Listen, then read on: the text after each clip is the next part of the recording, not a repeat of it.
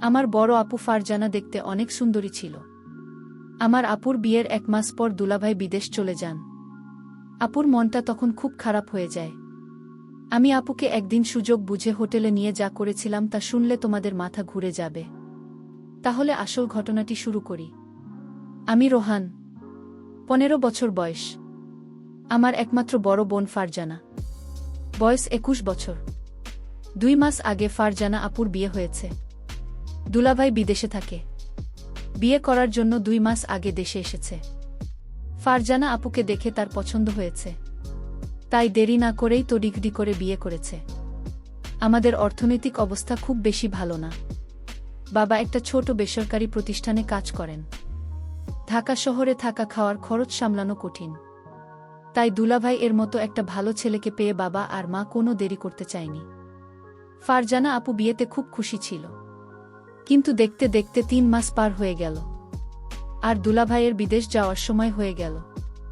বিয়ের 2 মাসের মধ্যেই স্বামী বিদেশে চলে যাবে।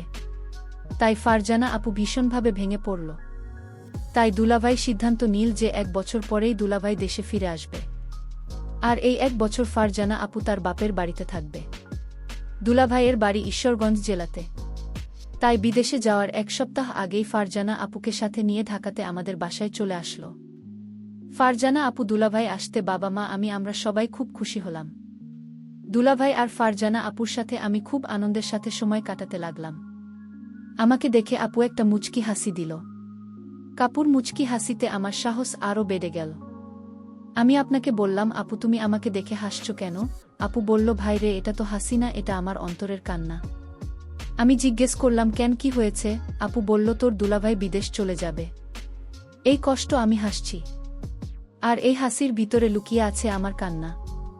দুলাভাই বিদেশ যাওয়ার আগের রাতে আমি যা দেখলাম তা আমি বুঝতে পারছি না। আপুর রুমে কি হচ্ছিল আমি তা দেখেছিলাম, আর আমি তো এখনো ভুলতে পারছি না। গতকালের দৃশ্য আমার মনে পড়তে আমার ভীষণ ভয় লাগছিল। গতকাল রাতে আপু আমাকে কিছু বলেনি, কিন্তু আজকে আমি আপুর সামনে দাঁড়াবো কিভাবে? আজকে আপু আমাকে কি বলবে? এসব ভাবতে ভাবতে আমার মাথাটা আরও ভারী হয়ে আসছিল। তখনই আমার মা চিৎকার করে আমাকে সকালে নাস্তা করার জন্য ডাক দিল। আজকে দুলাভাই বিদেশে চলে যাবে, তাই বাবাও আজ বাড়িতে আছে। আমি আমার রুম থেকে বাইরে এসে দেখি বাবা মা, দুলাভাই আর ফারজানা আপু ডাইনিং টেবিলে বসে আছে। আমি মাথা নিচু করে এগিয়ে গিয়ে নাস্তা করতে বললাম। আমি ভয় করছিলাম যে কখন যেন ফারজানা আপু গতকাল রাতে প্রসঙ্গ তুলে সবার সামনে আমাকে বকা দিবে। কিন্তু তেমন কিছুই হলো না। ফারজানা আপু একদম স্বাভাবিক ছিল। আপুর আচরণ দেখে মনে হচ্ছিল যেন গতকাল রাতে কিছুই হয়নি। আপুর আচরণ দেখে আমি স্বস্তি পেলাম। দুলাভাই বিদেশে চলে গেল। ফারজানা আপু সারাদিন মন খারাপ করে থাকল। সেদিন রাতে প্রায় 12:30টার দিকে আমি আমার রুম থেকে বাইরে এসে দেখি ফারজানা আপুর রুমের জানালা খোলা আর রুমের ভিতরে লাইট জ্বলছে। আমি এগিয়ে গিয়ে আপুর রুমের জানালায় দাঁড়ালাম। জানালার পর্দাটা একটু সরিয়ে দিয়ে দেখলাম আপু বিছানায় বসে বই পড়ছে।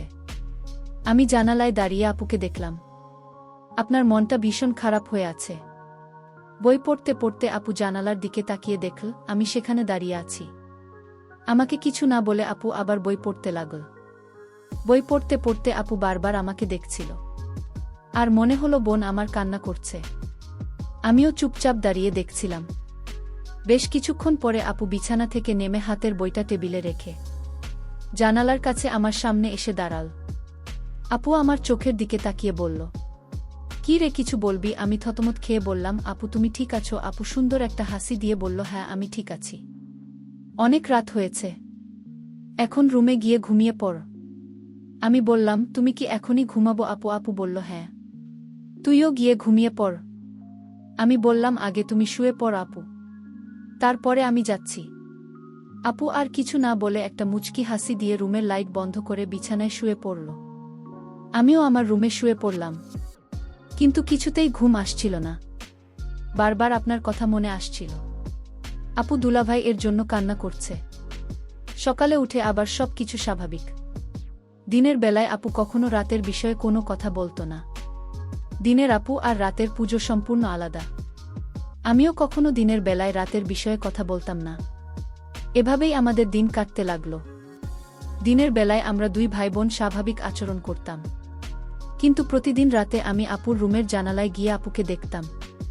কোনোদিন আপু জেগে থেকে বই পড়তে বা টিভি দেখত, আবার কোনোদিন আমি যাওয়ার আগে আপু রুমের লাইট বন্ধ করে ঘুমিয়ে পড়ত। প্রায় ৬-৭ দিন পরে একদিন রাতে আমি ফারজানা আপুর রুমের জানালায় গিয়ে দেখলাম আপুর রুমের লাইট জ্বলছে, কিন্তু রুমে আপ নাই। আমি রুমের চারিদিকে তাকিয়ে দেখলাম আপু কোথাও নাই। হঠাৎ আপু রুমের বাথরুমের দরজা খুলে গেল।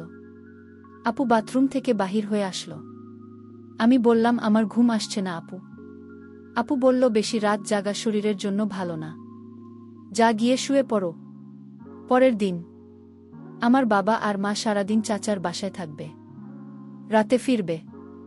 আজকে শুধু আমরা দুই ভাইবোন বাসায় থাকব। তখনই ফারজানা আপু আমার রুমে এসে বলল, কি করছিস রোহান? আমি বললাম, কিছু না আপু, এমনি বসে আছি। আপু বলল, আজকে কি তোর কোনো কাজ আছে? আমি বললাম, না আপু, আমার কোনো কাজ নাই। আজকে সারাদিন আমি তোমার সাথে গল্প করব ভেবেছিলাম, যদি তুমি ব্যস্ত না থাকো। আপু বলল, ও আচ্ছা, তাহলে তুই গোসল করে ফ্রেশ হয়ে আমার রুমে আয়। আমি বললাম, ঠিক আছে আপু, আমি গোসল করে তোমার রুমে আসছি। আপু চলে যেতে আমি তাড়াতাড়ি গোসল করে আপুর রুমে গেলাম। আপুর রুমের দরজা খোলা ছিল। আমি আপুর রুমের ভিতরে ঢুকে দেখলাম আপুর রুমে নাই। খেয়াল করলাম আপনি। আমি পাশের রুমে চলে গেলাম, সেখানেও আপু নাই। তাহলে আপু কোথায় গেল? আমার ভীষণ চিন্তা হচ্ছে। হঠাৎ লক্ষ্য করলাম আমার রুমাপর গলার আওয়াজ আসছে, মনে হচ্ছে চিৎকার করছে। আমি অবাক হয়ে গেলাম, কিসের চিৎকার আসছে আমার রুম থেকে। আমি আমার রুমে যেতেই দেখলাম রুম ভিতর থেকে লক করা। আমি জানালার পাশে গেলাম, গিয়ে দেখলাম সেখানেও জানাল করা। আমার মন চাচ্ছে জানালা ভেঙে ঘরে ঢুকে পড়ি। কি হচ্ছে রুমে? আমার বোন এমন চিৎকার করছে কেন? আমি কোনো উপায় না পেয়ে দরজা ভাঙার চেষ্টা করলাম, কিন্তু দরজা কিছুতেই ভাবতে পারছি না। অনেক চেষ্টার পর দরজা ভেঙে ফেললাম। দরজা ভেঙে রুমে ঢোকার সাথে সাথে যা দেখলাম তা দেখে আমার মাথা ঘুরে গেল।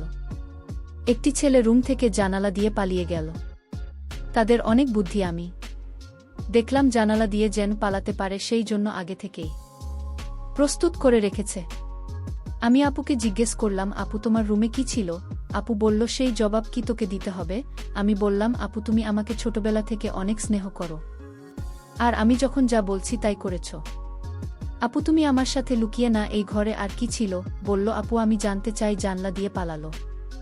আমার বোন কোনো উত্তর না দিয়ে আমাকে বলল, শোন, তুই আমার কাছে আর যা চাইবে তাই পাবে, কিন্তু তুমি আমাকে অন্য প্রশ্ন করিস না। আমি ভাবলাম আপু কি বলতে চায়, আমি যা চাইব তাই পাব। আমি আপনাকে বললাম, আপু ঠিক আছে, আমি তোমার কাছে একটা জিনিস চাইব, তুমি কি দিবে? আপু বলল, বলেই দেখ না, আমি দেখি না। আপুকে কথাটা বলতে আমার খুব ভয় হচ্ছিল। আমি আমতা আমতা করে বললাম, আপু আমি তোমাকে নিয়ে দূরে কোথাও ঘুরতে যাব। আমি বাড়িতে তোমাকে আমার মনের কথাটা বলতে পারবো না, দূরে গেলে বলতে পারবো। আপু বলল, কত দূরে যেতে হবে? আমি আপনাকে বললাম, কক্সবাজার গেলেই হবে। আমি মনে মনে চিন্তা করলাম, আমার ভাইটা আমার কাছে কি এমন চাইবে যে কথাটা বাড়িতে বলতে ভয় পাচ্ছে। আমি ছোট ভাইয়ের কথায় রাজি হয়ে গেলাম। আমি তোর সাথে ঘুরতে যাব। আমিও জানতে চাই আমার ছোট ভাইয়ের মতো একটা কি। হঠাৎ ছোট ভাই আমাকে ডাক দিয়ে বলল, আপু আমি যে কথা তোমায় বলবো আর আমি তোমার কাছে যা চাইব তা কাউকে বলতে পারবে না, বিষয়টা গোপন রাখতে হবে। প্রমিস কাউকে বলবো না। তাহলে এখনই বলে ফেল, কি বলবি? আমার কাছে কি চাস? আপু আমি আগেই বলেছি আমি বাড়িতে বলতে পারবো না, তোমাকে কক্সবাজার নিয়ে তারপর বলবো। ঠিক আছে আমার লক্ষ্মী ভাই, তাহলে চল আজই আমরা কক্সবাজার চলে যাই। আপনার কথা শুনে আমার খুব আনন্দ লাগছে, আমার অনেক ভয় লাগছে। তাহলে চলো কালই আমরা কক্সবাজার চলে যাই। পরের দিন সকালে আমি আর আমার আপুকে নিয়ে কক্সবাজার রওনা দিলাম। আমরা সকল 8টায় বাড়ি থেকে কক্সবাজারের উদ্দেশ্যে নিয়ে রওনা দিলাম। আমরা প্রায় রাত 8টায় কক্সবাজার গিয়ে পৌঁছালাম। সারাদিন গাড়ির জার্নিতে শরীরটা আমার অনেক ক্লান্ত হয়ে গেছে। আমার চোখের পাতা কিছুতেই খোলা রাখতে পারেনি। আমি ঘুমিয়ে পড়লাম। মানে আমার আপু ঘুমিয়ে গেল। আমি আপনাকে বললাম, আপু কিছু খাবে না? আমি বাহির থেকে খাবার নিয়ে আসি। আপু বলল, না আমি কিছুই খাব না। উত্তর, ইচ্ছে থাকলে তুই হোটেল থেকে খেয়ে নে। আমি বললাম, আপু তোমাকে রেখে আমি কি খাইতে পারবো? আপু বলল ডিস্টার্ব করিস না, আমি ঘুমাব, তুই যা পারিস না করে। বেন বেন করিস না, কাল কথা হবে, এখন ঘুমাও। আপুকে ঘুমের মধ্যে অনেক সুন্দর লাগছিল। আমিও ক্লান্ত শরীর নিয়ে ঘুমিয়ে পড়লাম। পরের দিন সকালে ঘুম থেকে উঠে আমরা সমুদ্র সেকতে ঘুরতে গেলাম। সারাদিন ঘুরলাম। এবার আপু আমায় প্রশ্ন করল, আচ্ছা রোহান, তুই কি ভুলে গেছিস? তুই আমাকে কেন কক্সবাজার নিয়ে আসি? আরে আপু, ভুলি নাই, আজ রাতে বলবো। আপু, যদি তুমি আমার কথা না রাখ তাহলে আমি কিন্তু এদিনের রাতের ঘটনা ফাঁস করে দেব। আপু তখন আমার দিকে রাগান্বিত চোখে তাকিয়ে বলল, রোহান, আমি কিনা করেছি তোর কথা রাখব না? তারপর সন্ধ্যা হয়ে আসছে। আমি আপনাকে বললাম, আপু চলো হোটেলে যাই। রাতের খাবার হোটেলে খেয়ে তারপর আজ আমরা হোটেলেই থাকব। আপু তখন বলল, হোটেলে কেন? এখানে তো দুই ভাইয়ের ছোট ভাইয়ের বাসায় থাকতে পারি। আর আমরা তো গতকাল এখানে ছিলাম। আমরা কেন শুধু শুধু তথা ভাড়া দিয়ে হোটেলে থাকব? আমি বললাম, হোটেল না থাকলে যে আমার মনের কথাটা বলতে পারবো না আপু। আপু তখন বলল, ঠিক আছে, তুই যা বলবি তাই হবে। তারপর আমরা একটা হোটেলে গিয়ে উঠলাম। আমি আপুকে যে কথাটা বলব সেই কথা শুনে আপু কি আমার প্রতি রাগ করবে? আমি এসব চিন্তা করছিলাম। আপু আমায় বলল, রোহান, তুই কি চিন্তা করছিস? আমি আপনাকে বললাম, আপু আমি যে কথাটা বলবো তা শুনলে তুমি রাগ করবে না তো? আপু বলল, আমি কতবার বলবো আমি রাগ করব না। আমি কাউকে কিছু বলবো না, তুই নির্ভয়ে আমাকে তোর মনের কথা বলতে পারিস। আপনার কথা শুনে আমি কিছুটা সাহস পেলাম। আমি আপনাকে বললাম, আপু আমি ছোটবেলা থেকেই তোমাকে অনেক পছন্দ করি। আর দুলাভাই বিদেশ যাওয়ার পর থেকে আমি লক্ষ্য করছি তুমি সব সময় মনমরা হয়ে থাকো। আমি তোমার কষ্ট বুঝি। তুমি চাইলে তোমার কষ্ট আমি দূর করে দিব। আপু বলল, তুই আমার কষ্ট বুঝিস? আরে আপু, ছোট থেকে আমরা একসাথে বড় হয়েছি, আমি তোমার মনের কথা বুঝবে কি বুঝবে? আমি জানি তোমার ভিতর কিসের অভাব কাজ করছে। ছোট ভাইয়ের কথা শুনে আমি কিছুটা আশ্চর্য হলাম। বলে কি সে আমার মনের খবর সব জানে? আচ্ছা বেশি কথা না বলে তুই বল আমার কাছে কি চাস? আপু আমি ছোটবেলা থেকেই তোমাকে আমার পছন্দ, আর তাই আমি তোমার সাথে। বল, থেমে গেলে কেন? আমার সাথে কি? আপু আসলে আমার বলতে খুব ভয় লাগছে। আরে বাবা, এত ভয় করলে কি চলে, কি বলতে চাস বলে ফেলে। আপু আমার রুম থেকে যে একটা ছেলে পালিয়ে গেছিল সে কি ছিল আপু? আর এও হচ্ছে আমার স্কুল ফ্রেন্ডস। আর তার সাথে তুমি কি করছিলে আপু? আপু বলল, আমি বলতে পারবো না। তুই কি বোকা, কিছুই বুঝিস না? আমি কি করছিলাম তা কি আমার মুখ থেকে শুনতে হবে? হুম আপু, তোমার মুখ থেকে শুনতে চাই। তুমি বললে আমি অনেক খুশি হব আপু। আরে পাগল ছেলে, সেটা কি বলা যায়? সেটা তো বুঝে নিতে হবে। আমি বুঝেছি আপু। তাহলে তো হলোই। আপু আমি যা মনে মনে বুঝে নিলাম তা আমি করতে চাই। ঠিক আছে, আজ আর কোনো কথা নয়, যা হবার কাল হবে। আপুকে বললাম, আপু কাল হবে তো? আমার কথা রাখবে তো? আমি বললাম, আমি কি তোর সাথে মিথ্যা কথা বলেছি? আমারে কি তোর বিশ্বাস হয় না? যদি বিশ্বাস থাকে তাহলে এখন ঘুম, আকাল সব হবে। প্রিয় বন্ধুরা, আজ ব্যস্ততার জন্য গল্পটি শেষ করতে পারলাম না। বাকি ঘটনাটি আগামীকাল আপলোড দেওয়া হবে। সেই পর্যন্ত সবাই ভালো থাকবেন। ধন্যবাদ।